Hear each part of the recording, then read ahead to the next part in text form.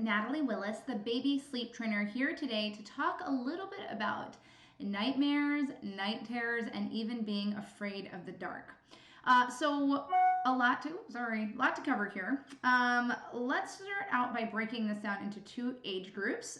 First, we're going to talk about babies 12 months and younger, and then we're going to talk about kiddos who are, say, 13 months of age and older. So kind of the infant and the toddler set.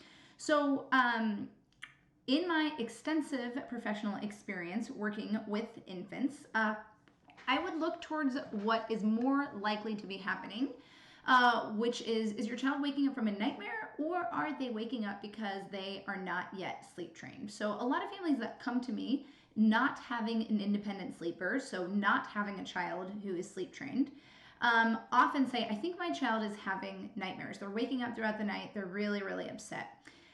What's more likely the case is if your child has not yet become an independent sleeper, so if they haven't yet learned how to go down flat on their back, wide awake, and are not able to put themselves to sleep from that state, right, and to sleep on their own, and if they're waking up overnight, then it's more likely that those nighttime wake-ups are probably not nightmares, but are instead these normal nocturnal arousals that tend to occur throughout the night for all human beings. We actually don't stop waking up overnight when we are sleep trained. We just learn to put ourselves back to sleep without even really registering that we're awake. But what happens is little babies will wake up, and if they don't know how to put themselves back to sleep, they'll call out and scream, and sometimes they'll get quite upset as they're tired and frustrated, and that might mimic a nightmare.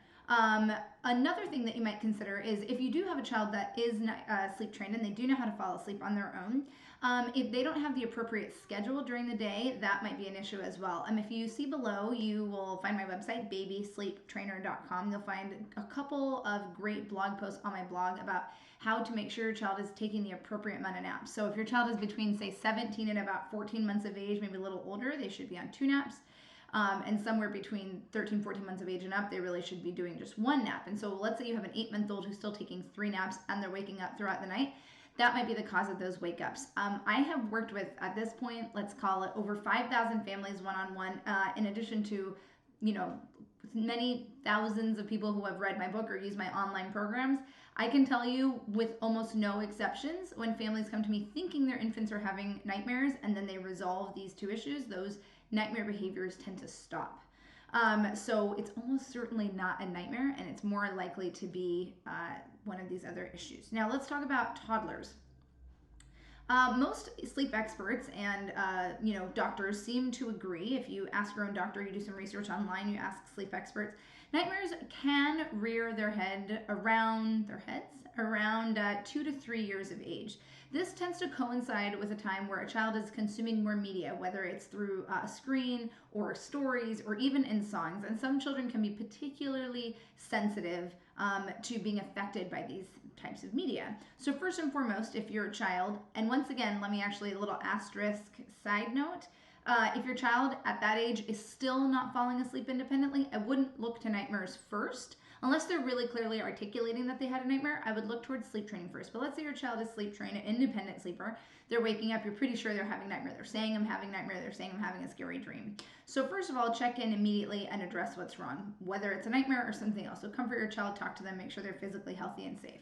The other thing that I want you to keep in mind, this might be an unpopular opinion, but I'm going to say it anyway, is that you need to have confidence in your child's ability to develop coping mechanisms to deal with their fear. It can be really hard for a parent to swallow that even if their child is afraid, it's really important that they still allow them, show them that everything is okay and safe, put them down awake, and have them fall asleep independently.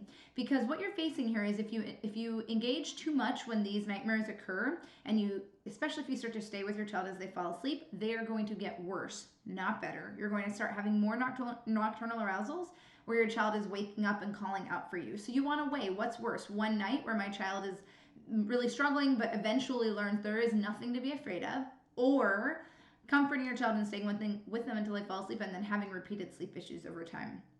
So it's important that you're aware of that. The other bigger thing to remember is that prevention is key when it comes to nightmares and toddlers. Try to identify, you'll probably already know if your child is one that has a tendency to be more sensitive to those types of things. If your child is in a rut where they're having a lot of nightmares, as hard as this is, try to eliminate all screens for 5 to 7 days. Be extremely consistent with that. Focus on happy and positive and uplifting media in the way of books and music for that week as well. Try to cleanse their life of anything that's sad or scary or even anything that's overly emotional, maybe even things that are too happy. These things tend to like escalate the brain and then cause these nightmares overnight as well. Night terrors, and we'll move right into that. Night terrors are something that I think a term I hear used more incorrectly than correctly most of the time. As far as I understand and the data that I've read, the physicians that I've talked to, a night terror is really equivalent to sleepwalking. So if you hear a child overnight and you open the door and you walk up to them in their bed or their crib because they're crying or they're upset, if they acknowledge your presence, if they are looking you in the eye, if they're talking to you, so basically if they're conscious or aware, it is unlikely that they're experiencing a night terror, because a night terror is like sleepwalking, which means while they may be acting out their dreams or even acting in a nonsensical way, if they can't see you or engage with you and they're not awake, that's when your child's having a night terror. I'm going to be honest that that's really, really, really rare, probably maybe as rare as sleepwalking. So if your child truly is having a night terror, or even if you suspect and you're not sure, or maybe you just want to double check, which I would encourage you to do, call your doctor, because night terror is something that's going to fall more into sort of the medical category than the sleep training category.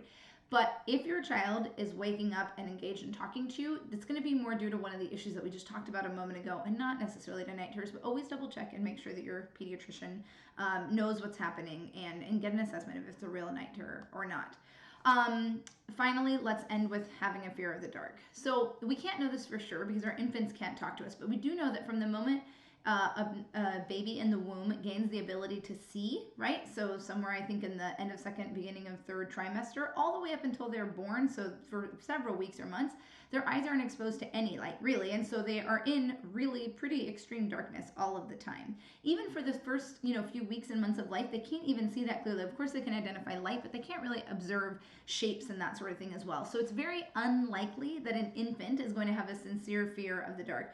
Further, they don't know that there's anything to be afraid of in the dark, right? This is definitely something where fear of the dark tends to be an issue way more with older kids, almost always in response to some sort of scary event or movie, where, again, let's be cautious about the content that our children are consuming, right? Especially in the way of screens. So regardless, if you do have a child that is legitimately afraid of the dark, then the best way to deal with it is to decide right now what is the one single concession you are willing to make. Maybe you're willing to put a nightlight in the room. Maybe you're willing to leave the light on in the hallway. And you'll tell your child, okay, I'll leave the light on in the hallway, or I will turn on your nightlight. But be very, very consistent about not giving your child more than that one concession. So if turning on the light in the hallway works for a couple weeks and then they get more afraid, you'll say, I'm sorry, there's nothing else, right? This is the only light you're going to get. And the reason that's important is because before you know it, if you keep giving your child more concessions in order to alleviate this fear of the dark, then you will eventually end up assisting your child to sleep and they'll want you to stay with them. So be really consistent with that. Especially if you're going to use a light outside the bedroom, make sure to install a dimmer switch or a lighter watt bulb, lower watt bulb, because light literally inhibits sleep.